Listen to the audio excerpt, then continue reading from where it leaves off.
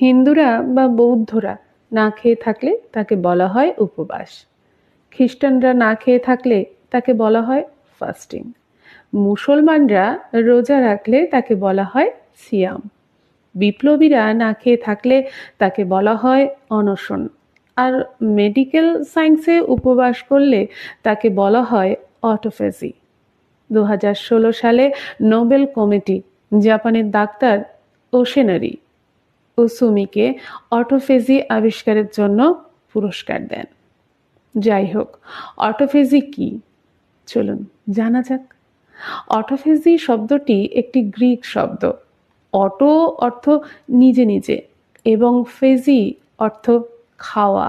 সুতরাং অটোফেজি মানে নিজে নিজেকে খাওয়া। মেডিকেল সায়েন্স থেকে জানা যায় শরীরের কোষগুলো বাইরে থেকে কোনো খাবার না পেয়ে নিজেই যখন নিজের অসুস্থ কোষগুলো খেতে শুরু করে তখন মেডিকেল সায়েন্সের ভাষায় তাকে অটোফেজি বলা হয়।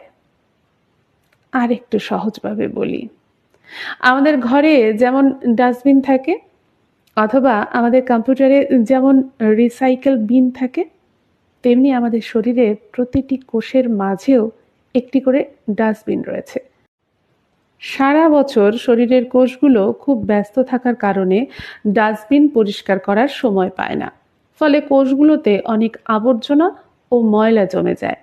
শরীরের কোষগুলো যদি নিয়মিত তাদের ডাস্টবিন পরিষ্কার করতে না পারে তাহলে কোষগুলো একসময় নিষ্ক্রিয় হয়ে শরীরের বিভিন্ন প্রকারের রোগের উৎপন্ন করে। ক্যান্সার বা ডায়াবেটিসের মতো অনেক বড় বড় রোগের শুরু হয় এখান থেকেই।